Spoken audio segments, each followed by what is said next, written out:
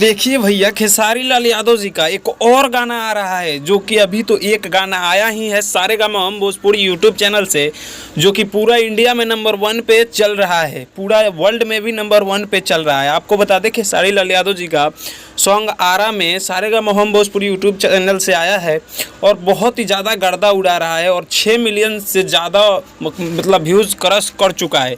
और ये फिर से आ रहा है न्यू सॉन्ग 6 नंबर। जी हाँ दोस्तों, और यहीं पे टुनटुन यादव जी का मतलब सॉन्ग जैसा ये है जो कॉपी किया गया है।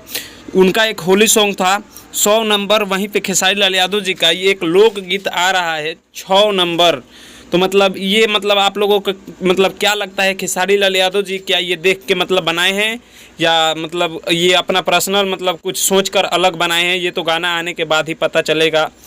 तो मिलते हैं आप सभी से नेक्स्ट वीडियो में। मैं सूरज पासवान, आप देख रहे थे खेसारी फैन सपोर्ट। तो जय हिंद, जय भारत। आप लोग नीचे कमेंट बॉक्स में ज़रूर बताइएगा कि मतलब खेसारी लाल यादव जी और टुनटुन यादव जी का ये सॉन्ग मतलब मैच कर रहा है कि नहीं।